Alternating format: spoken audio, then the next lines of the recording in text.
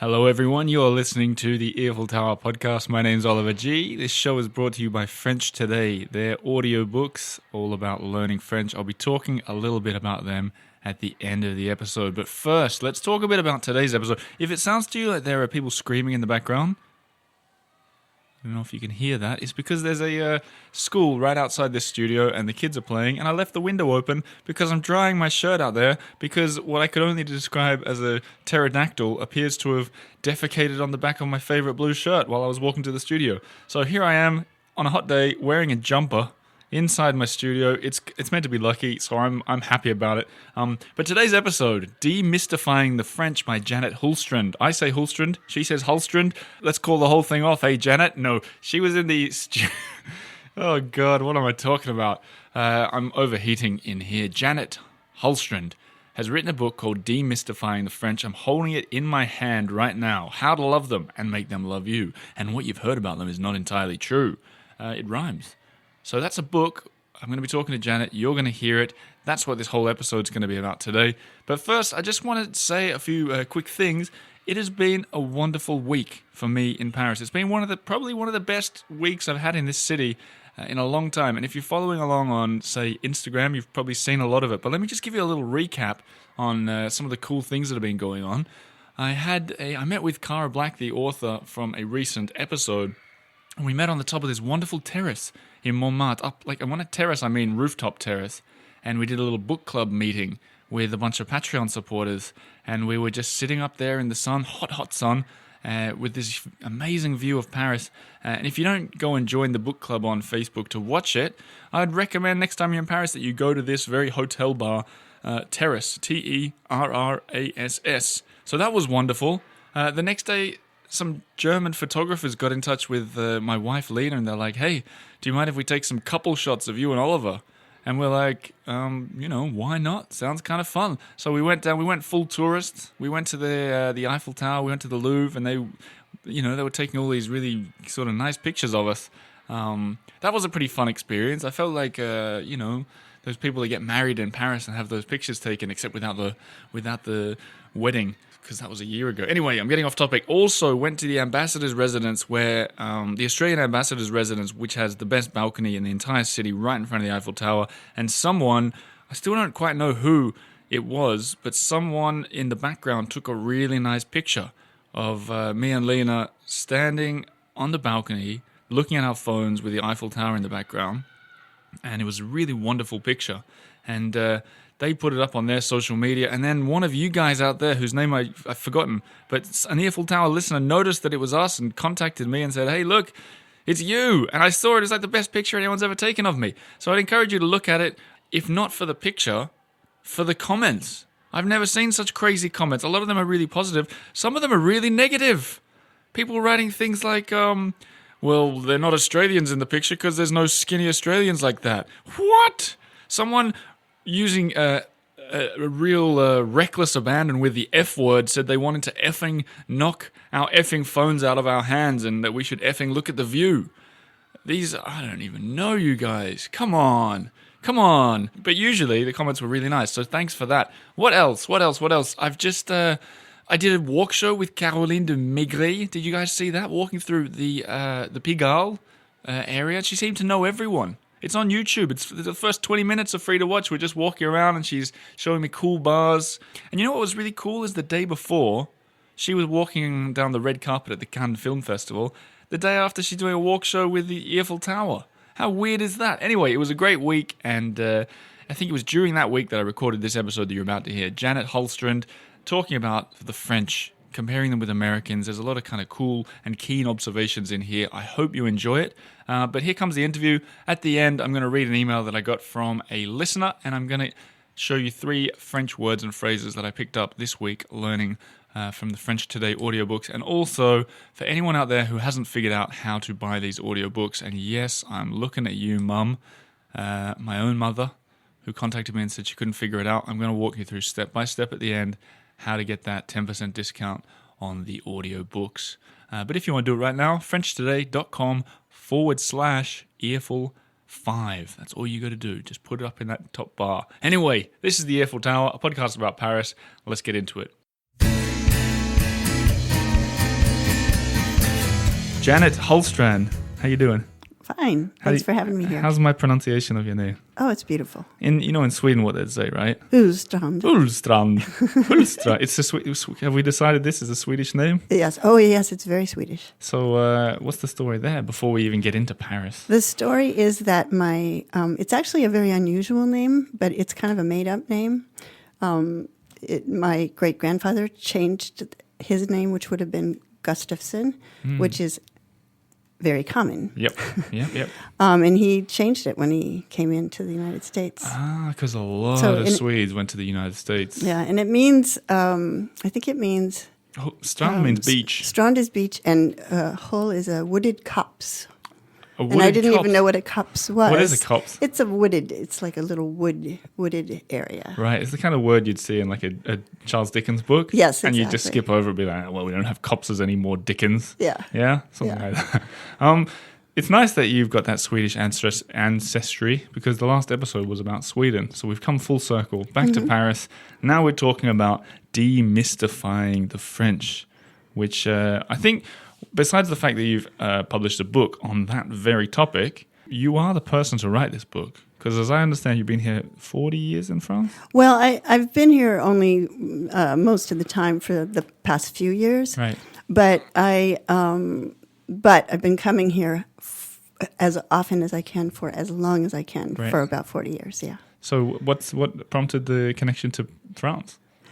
I don't know. People ask me that all the time, and I actually don't know what drove me in this direction, but I do know, I think it happened before I can even remember. I think probably what happened is that I heard the language and how beautiful it was, and I thought, whoa, where do they speak that language? I want to go there. Right. And so I started studying French as soon as I could, which was 14 years old in high school. And then I got here finally when I was 25 years old, after I had finished college. What do you think your Swedish ancestors were thinking? And you mean... They're thinking, why isn't she going to Sweden? Or do you think they're thinking, just like us, she's exploring Well, new... no, it's really funny because I do come from this... Well, half of my family is totally Swedish-American, and everybody married Swedish-Americans, and the Swedish thing was strong. Right. But, the Swedes, you're probably finding out, being married to one. Yeah. They're very respectful of privacy. Yep. And they're not prone to asking too many questions or telling people what to do. Sure. And so it was after I'd been coming here for probably about 35 years when finally one day in like a leisurely moment after a meal we had together at my, I think it was my uncle's 80th birthday, he said, out of the blue, what would make a girl from Minnesota go to France all the time like that? And the implication was, because I have never been to Sweden, I really want to go. Sure. And I just smiled and said, I think it's the language. Yeah. So the language locked you, as I imagine it does for many people. You've been coming here for 35 years, and then you took the plunge, but not to Paris. To a little village in Champagne, which I love the name of, by the way. Essoir. It sounds like a I don't know, a wisp of magic smoke or something. Don't you think? Essoir. Yeah, it's beautiful. It is a beautiful sound. But it's spelled E-S-S. E-S-S-O-Y-E-S. Yeah, I reckon that would be one of those kind of words that you could take to a non-French speaker and say, try and pronounce this, and no one would have any idea. No, people don't know. And so a lot of times when I write articles about Essoir, I actually put the phonetic pronunciation in there. Yeah. So why there? Why there? Because 40 years ago, when I first came to Europe with my backpack, I met a couple of Americans along the way, and they knew somebody who was a vigneron in Champagne. Which is a what? A grape farmer. Right. And it was harvest time, and they were looking for people to pick grapes. And so we all went out there to Essoir and picked grapes for about 10 days. It's about the length of the vendange. And we became friends with the vigneron, and he invited us. He told us we could stay afterward if we wanted to. And he took us all around, and we just became friends and maintained that friendship over the years. And so we kept going back. And then I ended up marrying one of those guys I had gone to Champagne with. And so we went back as often as we could. Lovely. And stayed for as long as we could. So you didn't have that same, and we'll get back to Espoir because I know it should be a destination in itself for people coming to France. It's a wonderful place to visit, yeah. But what's wrong with Paris? Why not Paris? Well, it's just too expensive for me. Too expensive. Yeah, join the club. Join the enormous club. Yeah. I would love to be able to live in Paris, but I don't have that budget. Yeah. I know the feeling. Let's talk about, I'm really interested. So the book that you've written, Demystifying the French, How to Love Them and Make Them Love You, in brackets. What you've heard about them is not entirely true. I want to know, before we talk about the book, I want to know, is there a difference between French people in Espoir and the kind of people that you're meeting here now in Paris? Well, sure. I mean, there's a difference between urban and rural, certainly, which is, not only a French thing, it's anywhere. The people in big cities things tend to be quite different in big cities than in small towns. And Espoir is really small. It's 750 people. Is it that small? It's very small. Goodness me. It's very small, but it is also the commercial center for even smaller villages around. So everything is there. So it's a hub. Yeah, it's a hub. So there's a bank, post office, pharmacy, a couple doctors, Sure. little grocery store. So really every two boulangeries, because of course you have to have two. Yeah, as in because one will be closed one day and you have another one to so that they get to take a break and everybody has fresh bread every day. How many of the 750 people do you know by name? Oh, not that many. Yeah, what are we talking? 50, 20? Yeah, probably between 20 and 50. Yeah. That's quite. But that's because I'm a writer and I live really on the edge of the village and I spend a lot of time alone writing. Yeah. So that's so nice. We almost came and visited you. I know, and I hope you will still. I plan to, and I'd love to. The Champagne region in general sounds like a dream in itself. Yeah. But this is at the end of the honeymoon trip and the scooter we just crossed. For new listeners here, I'm talking 6 months ago, me and my wife did this big trip around France. We crossed the Alps, and the plan was to go to you in Espoir. Mm-hmm. And then we were just so exhausted. It was the end of it. We'd crossed the Alps, and the direct line back to Paris compared to going by you was like adding 2 days of driving or something. Yeah. It wasn't very far, but on the scooter. And so it was one of the, at the end, it was like that final... we're just out of energy, and we came back and collapsed in Paris for a couple of months. No, I totally understood, and I think you had some bad weather right before. That's right. Well, it was chasing us. The weather was chasing us from the south. Anyway, Demystifying the French, the show of tangents. This one is. But what does this mean? What you heard about them is not entirely true. Okay, from the beginning, when I envisioned writing this book, I had the title in mind, and it was Demystifying the French, and I had the subtitle in mind also. How to love them and make them love you. And I was really happy with that title and subtitle. But then when I was back in the States last summer, I had two different people say in different ways kind of the same thing. One of them said, well, why should I care about loving the French, and why do I care if they love me? Mm. And the other one said, I don't care about that. I just want them to be nice to me. Mm. And I said, well, the problem is... their definition of being nice is not necessarily the same as yours, and that's what the book's about. Mm. So I thought for a while, well, maybe I should have a different title that will not bring that sort of reaction, like what do I care if? But every other title I thought of was boring and not as accurate. And so I finally had the idea to add this little tagline, what you've heard about them is not entirely true. My idea there was that maybe for those people who kind of don't care, maybe I could at least get them to be curious about what that meant. So what do you think? Are you talking about the kind of stereotypes that a lot of people have about French people, that they've maybe gleaned from a bad Paris waiter?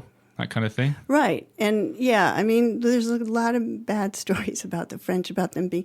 because I teach this class every summer in Paris to CUNY students, City University of New York, and a lot of times when I do the orientation with them, I ask them what they've been told Right. by their friends and family. So these are American students, right? American Yep. students, and they say that they're told that the French are rude, arrogant, and they hate Americans. Okay, Janet, on the record now, is that true? No, it is not. Tell And me that what- is a large part of the reason why I wanted to write this book. Right.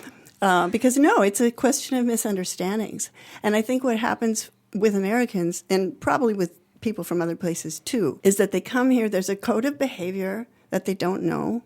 It's really important. It's really important, for example, to say bonjour Yeah. before you launch into anything. Americans are very direct, and they tend to go straight to the point. So how do To you the mean? big- What does American do? They just go up and start talking to someone. They don't say bonjour.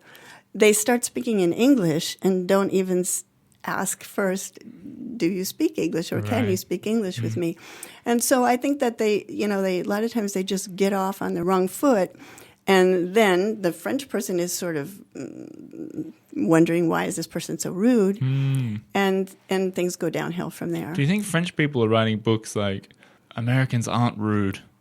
You know, it's all a misunderstanding as well. I don't know. Do you think they think that? Or do you think they think Americans are rude? Well, I think certainly that it is so important to the French, and it seems like such a fundamental thing that I think that they don't, that they probably do think Americans are rude. And that's one of the things I say in my book is that, you've heard that the French are rude, but what I think Americans don't even have any clue about is that actually maybe they're the ones who are being rude, and that's what's putting things in a bad way in the first place. Right. So in America, let's say just in Minnesota, if a random person on the street wanted to go in and buy a coffee or something, do they just go in and go straight up and say, "Yeah, I'll take a coffee"? Yes. Yeah, really? Yes, absolutely. And that's not considered rude? No. What Americans tend to do in order to show that they're friendly, polite people who mean no harm is to smile. Yeah. And that's a funny kind of area of misunderstanding also, because the French, what I've read in other books written on this topic and heard people say, is that the French can't figure out why Americans are always smiling so much. What are they smiling about? And but that's kind of the American way of showing, instead of, there's not like a standard polite greeting that you have to say. You Right. can really just walk in and say, yeah, I'll have, As long as you got a smile on. That's Coffee so regular. interesting. Yeah. Yeah. See, that so in Australia, I've never really thought about it, but I feel like we say hello. I think a lot of people say like g'day or hey, how are you? And then that counts as a bonjour or Right. a smile, I suppose. right. But I know it happened to me once. I usually say bonjour. In fact, I always say bonjour, but I remember once I didn't. And I can't remember where I was. Let's just say it was a bakery or something. And I walked in, and there was sort of a pause or whatever. I was looking, and I said, like, oui, je prends un croissant, s'il vous plaît. And she goes, bonjour. Yes, you've been corrected. Yeah. Yeah. And I felt so guilty. Yeah. I was like, I knew the rule, and I just forgotten it. Yeah, you well, know? I still forget a lot too, because it's not part of the way, I forget. And what I've learned to do when I forget is to apologize. Right. And usually the thing that makes me realize I forgot is I get corrected. They look at you, that sort of serious look, and say, bonjour. Yeah. And then I say, oh, I'm so sorry. Yeah. I forgot. I'm American. Yeah. So you use that as a kind of like a what do you call it? Like a saving card, Yeah. Oh, I'm American. It was an I accident. blame my nationality Yeah. because it really is because of that. Yeah. Yeah. What else are there for these codes that we should know? Let's see. Well, I think the thing about the importance of looking nice, looking put together, at least to a certain degree, when you're in public. I mean, the Americans are a lot more casual. They don't necessarily feel like they have to even necessarily comb their hair or, dress nicely before they go into a boulangerie or something like that. And the French are more, they're more conscious of how everything looks. That's why it's so beautiful here. Is that the same in Essois? Yeah, I think it's the same everywhere. People agree and disagree and so on.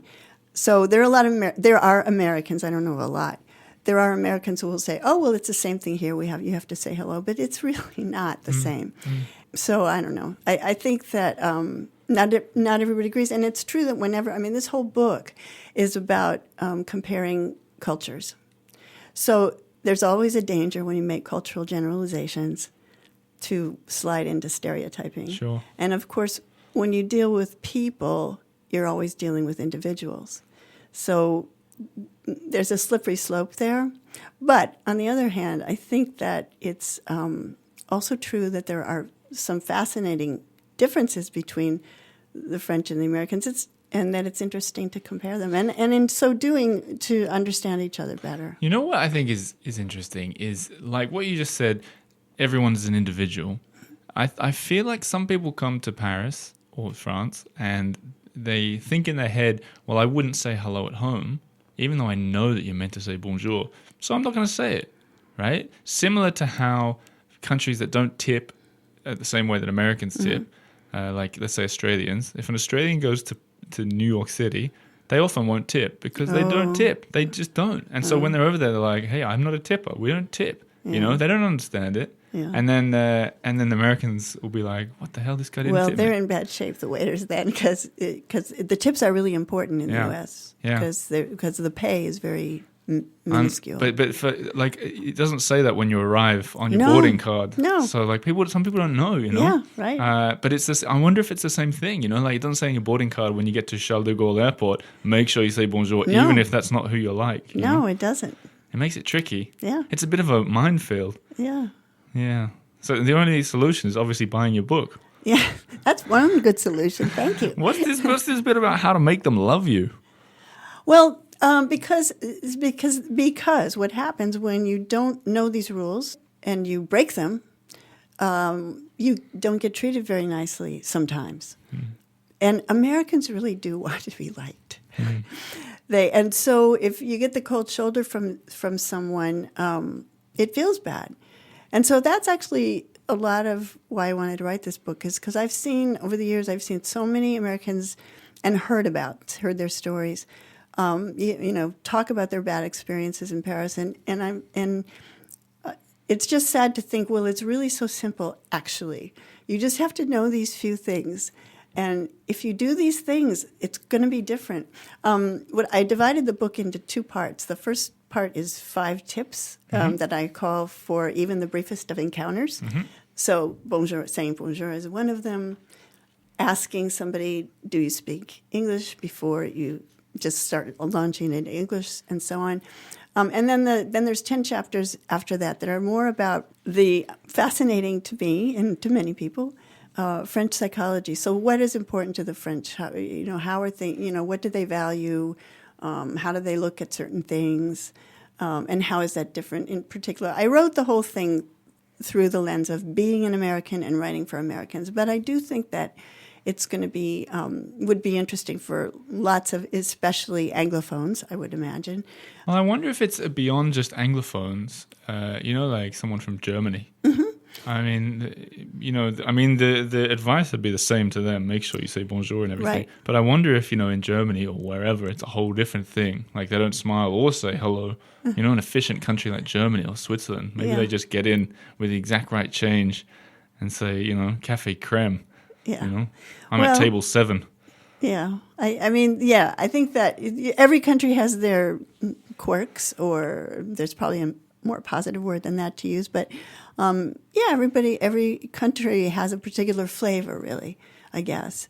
I find the French so interesting, and the culture they've created so beautiful in so many ways. And so to me, it's really sad if people can't appreciate that, especially if they can't appreciate it because there's some ABCs that they just don't know. And let's face it, there are things that, as we get further along the alphabet, for people like you who've lived here for a long time, that tourists on their first time, second time, third time are never going to be able to experience. Are there any kind of quirks or idiosyncrasies or whatever that you wish Americans would adopt from the French? Yes. I think that, that comes really in the second part of the book. It's like The book is designed that it can be helpful to somebody who's coming here for the very first time and doesn't know anything. And really the first part of the book is about that.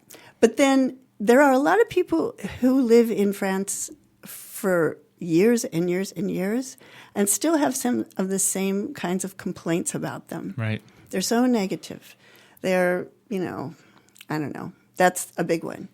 So that's why I'm thinking that if you can understand them, it's not a question of putting up with them. It's a question of really, really appreciating them because they're a really interesting people. And I mean, just the first thing that comes to my mind to really answer your question is that I think that the general appreciation of education, of literature, of art, of music, I think it's higher here. And that I love. As a writer, of course, I love that. And I think Americans could be more that way. And also an interest in history. I think so when I lived in Australia, I didn't have much of an interest in history. And when I moved to Paris, it really sparked that in me. And I wonder if it's about that access to it. Like I remember when I moved to Paris, the Monoprix, the local supermarket just down the road from me, they were building a new basement and they found 800 skeletons down there that were from, I think it was 800 years ago, something like that. Because it used to be an old hospital, right, in the second hour of this month. And no one really cared. They just kept going on with their shopping while they sort of excavated it. And I was there going, what the hell is going on? And so it sparked this interest. And I think maybe for Americans and Australians in general, that kind of immediate access to history, it's hard to awaken an interest in it if it's not there. Yeah. You know what I mean? Yeah. So everyone should come and live in Paris if you ever get the chance, is the solution. Absolutely. And buy the book. One thing we should talk about, time's really getting away. It's absolutely gotten away. But quickly, there's some people that have contributed to your book as well. One of whom, a friend of the show, Adrian Leeds, I see. You've got the voices of other people. What's going on there? David, you want me to say who they are? I'm more in interest of why you got outside voices. Oh, well, because the people that contributed to the book are all friends of mine. They're all writers. I think they're all Americans. And they've all been living in France for a long time, or at least spending lots of time here for many years. And I just thought it would be interesting to have the book is really a lot of it's anecdotes, stories that I tell about my experience here as I was coming to learn all the things I'm talking about, and hopefully that's enjoyable. But I thought it would be nice to sort of balance and augment what I had to say about the French by getting quotes from all these other people so that it's not just only my voice. There's all these other people who have interesting things to say about them. Okay, so time has unfortunately gotten away from us, as it usually does with an interesting conversation. So I just want to say thank you for demystifying the French for us. Thank you so much for having me here. Thank you for the book as well, which I'm intrigued to get my teeth into.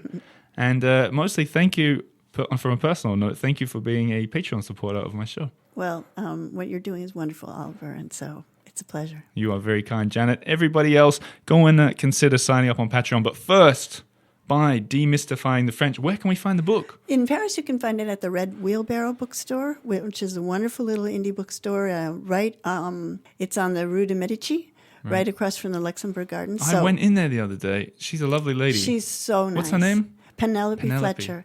And she's just wonderful. Yeah. And so she's got the book. And then, you can buy it lots of other places too, but that's the best place to buy it, in Paris. When I met her, I'd just been through the park and I was suffering from immense hay fever. And I went in and I was trying to be really polite and, maybe get her on the show or something like that. But I couldn't even see because of all the pollen in the air. And I think she thought I was an absolute lunatic. No, she probably realized that you had. Well, if you're listening, Penelope, maybe you should be on this show. So thanks again, Janet. And I'll see you next time you're in Paris, I hope. Okay, great. Thank you. Au revoir, merci.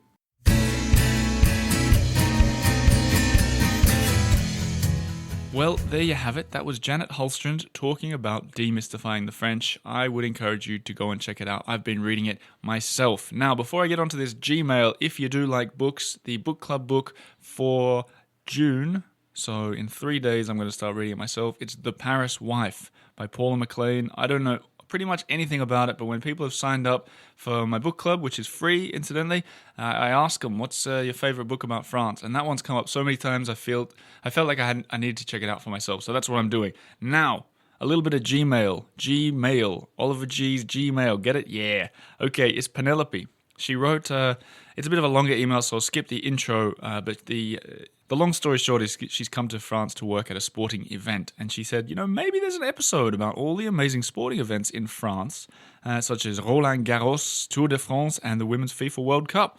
That could be something. I don't think I've done any sports before, though I did meet I met a New Zealand rugby player who's opened a restaurant, and I've been trying to get him on the show, so keep your ears out for that one.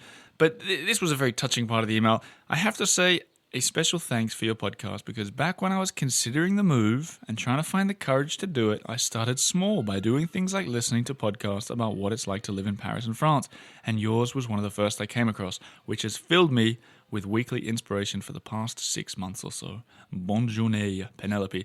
Well, Penelope, to inspire anyone is always a great honor, and I feel very honored. So thank you very much for the email, and as you said at the start of the email, I hope to meet you at an Earful Town meetup soon too. And for all you other guys that are in Paris and thinking about, if you're thinking about coming to one of these meetups that I've started talking about lately, you should go and sign up on Patreon, patreon.com/The Earful Tower for a monthly subscription. That will get you invites to events that are becoming all the more regular, and you heard it here first. I've got something cooking, something big cooking for September. So get into it now, and you'll be invited. Now, I want to finish on the sponsor of this show, French Today. So French Today, this one's for you, Mum. FrenchToday.com. You type that at the top of, that when you go on a website, get rid of google.com or whatever comes up and type FrenchToday.com, then do a slash, like a forward slash. It kind of looks like a line leaning to the right,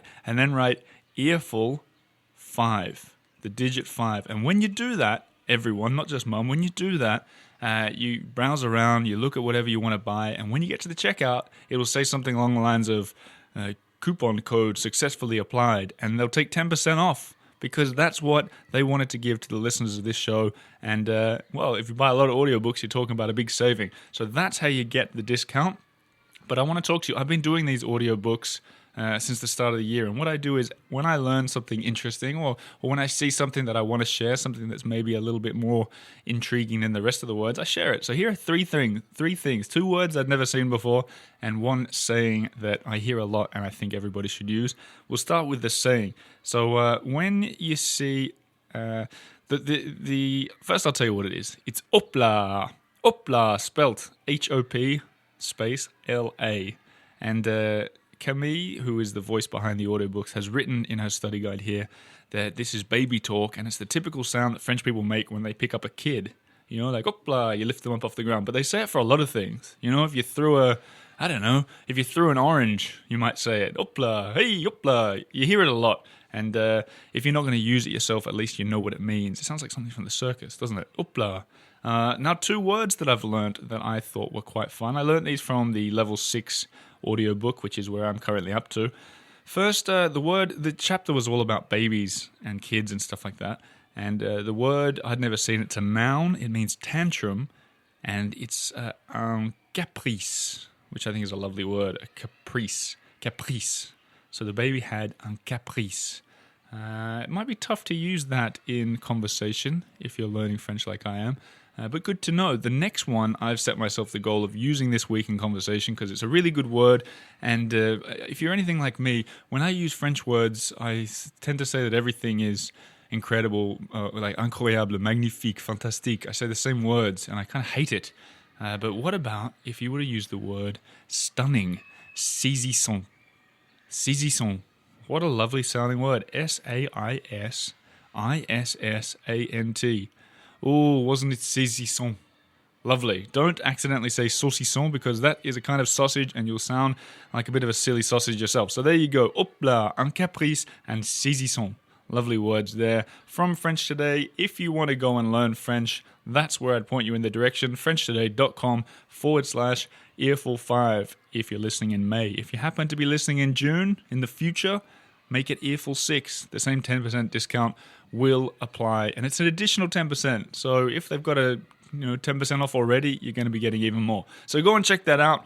As for me, I've already recorded a bunch of extra episodes going forward. I feel like this season 5 has been going on for a long time, and it might just be time for season 6 and a bit of a change. Some new things, some new exciting things. So keep your ears peeled for that, if you can peel your ears. And I'll see you next Monday as usual. Thanks for listening. And like I said last week, subscribe. No one emailed me to tell me that they'd stolen their sister's phone and subscribed or whatever I said. Subscribe, especially if you're a listener, a regular listener, and you haven't hit that subscribe button. It's really important to me. It helps the show grow, helps me make the show better. So go and check that out and all the other things that I've said. I'll talk to you next Monday. Au revoir.